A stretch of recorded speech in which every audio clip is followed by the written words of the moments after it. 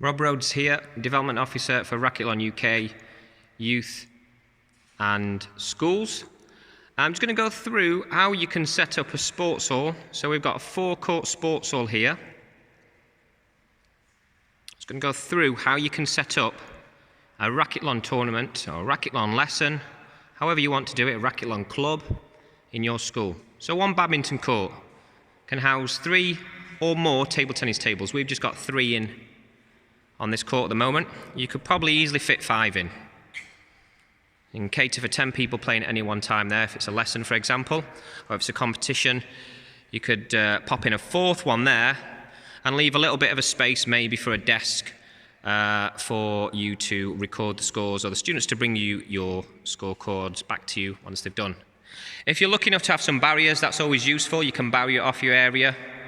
We're lucky we've got a curtain as well. We can bring that across. That can stop the balls going into the badminton area. And then on one court, we've got a badminton set up. So if I was running a tournament and we couldn't go outside onto our tennis courts, and we're going to use the sports hall for all the 3 sports, minus the squash, I would set up one badminton court and I'd get them to do some half-court singles. So we've got 3 table tennis tables. We have 2 half-court badminton courts. And then we've got 2, if you like, indoor tennis, mini tennis, touch tennis, however you want to call it, however you want to discuss it with your students, that's up to you. I tend to just call it indoor tennis and use the badminton courts as their boundaries. I tend to just use a very simple drop and underarm drive. I call it a drop and drive serve. Drop the ball, drive it into play, and then they just rally and play the points out as normal. Okay? If they're young students like Year 7s, they might need to know a little bit more about the rules. So, for example, they can't volley a serve, things like that. It's really important. But you can choose to do your tournament how you like. Okay? If it's a lesson, you might just want to set them some tasks like you would a normal tennis lesson. So when they move to tennis, there's some task cards maybe there for them to look at. Same with badminton. You might want to have them to look at some serving, maybe the short backhand serve or the long high serve, practicing different drills on the badminton. And you could do the same on the table tennis. So you could have them practicing the serving, you could have them practicing backhand strokes or forehand strokes. If I was setting this up for a summer tournament, we're fortunate enough to have some outdoor courts here. So I'd probably have 3. If I can get another table in, I'd squeeze 4 in, depending on how many students are going to take part or get involved. And I would have all this as badminton. This would be my badminton hall. So I'd have 3 badmintons, 3 or 4 table tennis tables. And then out through our fire exit there, we would have our tennis courts just beyond a little driveway. We've got 4 or 5 tennis courts that we can set up. So in the summer, when the weather's a bit better, that's how I would organise and run my tournament. I would run it mainly in a summer term when the weather's nice and you can get out and do some tennis. But maybe do a club through the winter or an activity after school and set up the 3 sports and use the indoor tennis provision. So we've got an indoor zig net there from school's tennis, and we've just dropped the badminton net down there to make that one a little bit lower. So whatever equipment you've got, adapt it. You can see here where you're just using plastic rackets for indoors. So if you want to use indoor rackets with strings, that's fine. We just use the plastic ones there, and we just use a nice foam indoor ball. If you use a tennis ball, you tend to find it bounces too quick on the indoor surfaces, and it comes through to the students really fast. And unless they're really organised with the tennis and they know what they're doing, they're going to find it a little bit difficult, perhaps using a proper tennis ball. Even low compression balls bounce quite quick, so a good foam ball is quite good. It's quite a sturdy one, that one.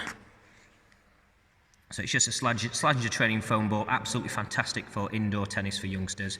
Doesn't bounce through too quick, but they can get a good swing on it and get something behind their shots.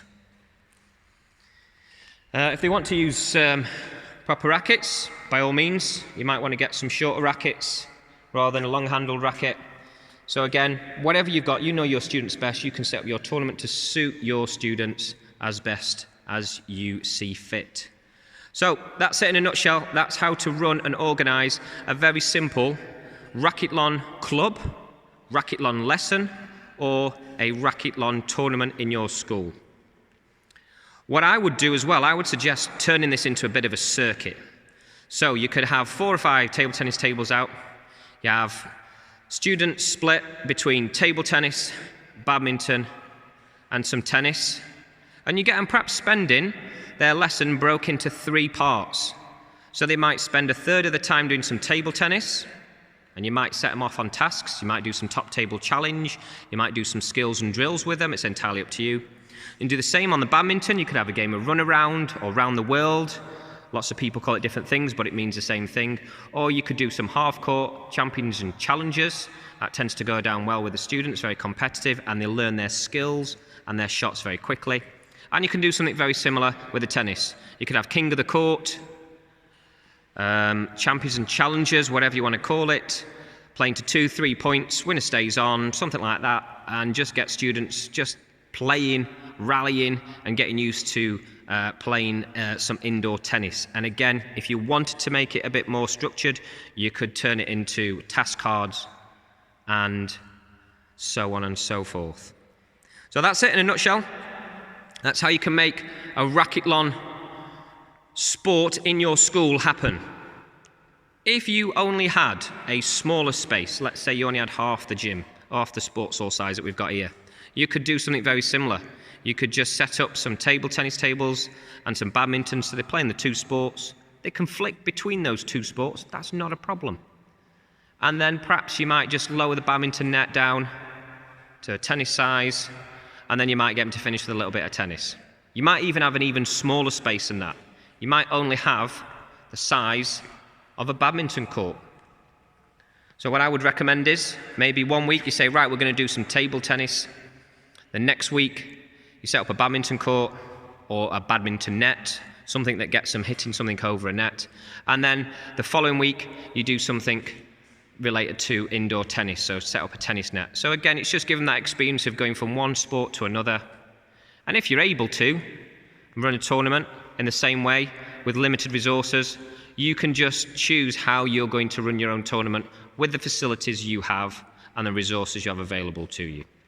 I hope this video has been useful to go with all the resources that you've had sent through to you. And we want to hear from you in terms of what you think of Racketlon, how it's worked at your school, any ideas and suggestions for making tournaments and events even better for other schools, so that we can get some feedback from those of you involved in the pilot scheme. Thank you very much. All the best.